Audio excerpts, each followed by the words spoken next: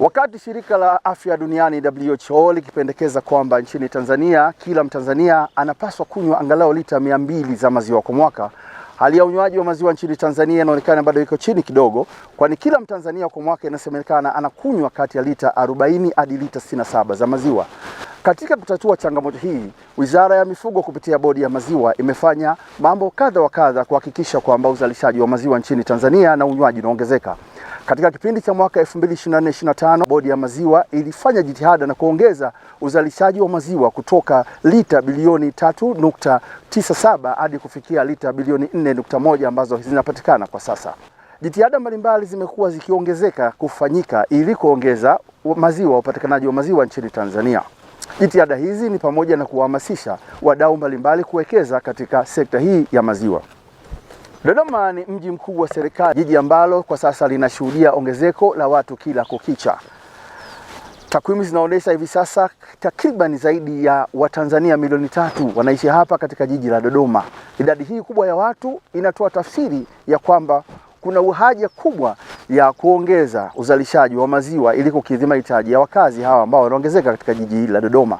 Engineer Marius Kabunga ni kati ya Watanzania wanaoishi hapa jijini Dodoma ambao waliitika wito wa serikali kupitia Bodi ya Maziwa kuwekeza katika sekta hii ya maziwa. Tulianza na ng'ombe 10, sasa hivi tuna ng'ombe 117. Hapa shambani tunakabiliwa na changamoto. Changamoto kubwa ambayo tulionayo ni ukosefu wa umeme ambao unatufanya tushindwe kuweza kumwagilia shamba, tushindwe kutumia mashine ambazo tunazo za kukamua maziwa. Kwa hiyo ndio changamoto kubwa namba moja ambayo tunakabiliwa nayo. Hatua zimefanyika za kuhakikisha tunapata umeme, lakini kwa upande wa serikali bado wanalishughulikia, ambapo wanasema fandi itakapopatikana wataweza kutuletea umeme. Zimebaki kilomita 2.3 tu kufika hapa shambani tuweze kupata umeme. Changamoto ya pili ambayo tunakumbana nayo hapa ni malisho, hasa wakati wa kiangazi. Changamoto kubwa ni kwamba mvua za Dodoma zinakuwa ni za wastani na wakati mwingine zinakuwa ni pungufu kabisa. Hivyo kuna kipindi ambacho ni cha ukame, malisho yanapungua. Kwa hiyo kama sisi kampuni tumejitahidi kuhakikisha tunakabiliana na janga hilo. Kama mlivyoona, tumeanzisha malisho, tumepanda nyasi, tumepanda mtama, tumepanda mahindi, ambapo mwaka jana tuliweza kuvuna na kuhifadhi tani 180, lakini mwaka huu tuna anticipate kupata tani 280. Kwa hiyo kama tutaweza kupata kiasi hicho, tunahakika kwamba wakati wa kiangazi tutakuwa hatuna shida ya malisho.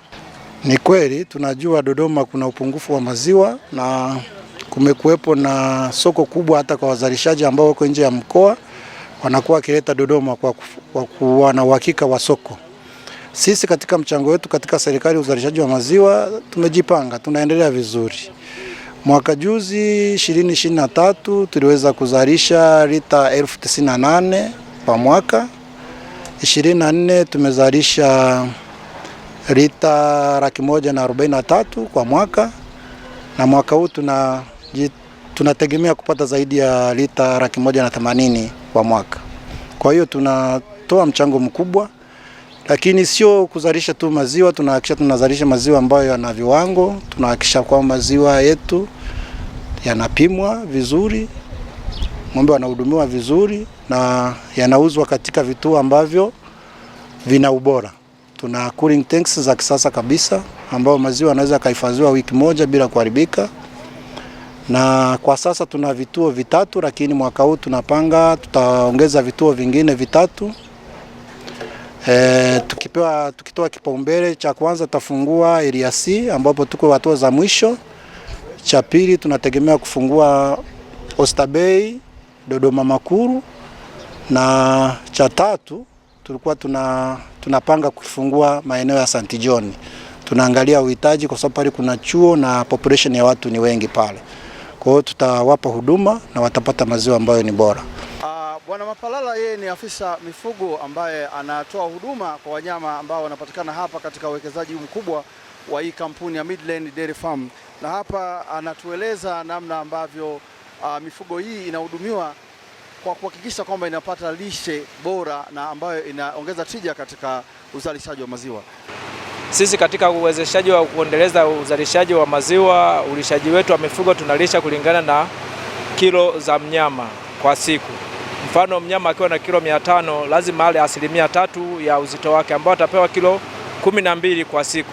Na majani haya huwa hapewi majani ambayo hajafanyiwa kuchakatwa. Lazima tuyachakate kwenye mashine ndio apelekewe sehemu ya kulia ya chakula. Sisi hapa tuna variety 3 za majani ambayo tumelima. Tuna aina ya Junkao, majani kutoka China, na tuna Napier ambao iko hapa tumepanda, na tuna majani ya mahindi tumepanda ni kwa ajili ya kutengeneza silage. Lakini wizara pia inapendekeza sana kuzalisha Junkao kwa sababu ina crude protein ni kubwa, ina 16% ambayo ukimlisha mnyama wa maziwa anakupa maziwa mengi. Labda kuna majani haya ili yaweze kukupa uvunaji mzuri, inatakiwa upande kwa eneo lako liwekwe mbolea. Ukishaliweka mbolea unalitipua vizuri, unapanda. Ili uweze kuvuna inachukua miezi 3 mpaka kufikia umri wa kuvunwa, na hii huwa inavunwa kuanzia sentimita 120 mpaka 200. Ikizidi hapo inakuwa imepunguza vitamini ambavyo viko kwenye hayo majani kwa sababu imeshakomaa. Programu inayoendelea hapa nyuma ni ya uchakataji wa majani. Hii inatusaidia kumlisha mnyama ili aweze kula chakula kingi, halafu pia inamsaidia mnyama kuchukua kula kwa urahisi kuliko kumpa majani ambayo hajakatwakatwa. Ina maana mengi atakuwa na mwaga, lakini ukiyafanyia processing kama hii, mnyama na kuchukua majani ambao ukiweka kwenye kiwango kinachotakiwa utakuta majani yameisha bila kumwaga, bila kupoteza majani. Majani haya huwa tunachakata, mfano tukishavuna yanakaa siku moja ili kupigwa na jua ili kupunguza ule unyevu. Tukishatoka hapo tunayachakata, tukishachakata tunahifadhi kwa ajili ya baadaye, na tunaweka bakteria ambao wanayalinda yale majani. Halafu tukiyatunza ni ndani ya siku 21 yanaanza kutumika. Hayatumiki pale pale. Ikitumika pale pale wale bakteria bado wako active, inaweza kusababisha mnyama kupata kuvimbiwa.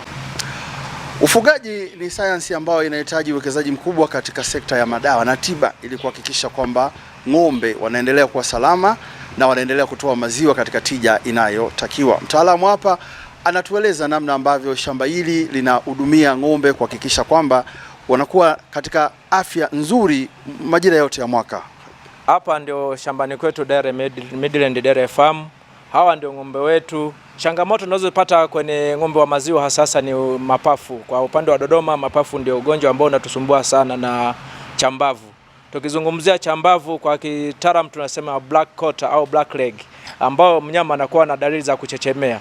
Mapafu yenyewe inakuwa na dalili zake za kupunguza maziwa, kukohoa, kutoa makamasi, lakini hizo changamoto zote hizo tunazikabili nazo kwa sababu tumejizatiti kwenye utunzaji wa kumbukumbu za mnyama pia na madawa tunayo kwa ajili ya kuwatibu wanyama wetu.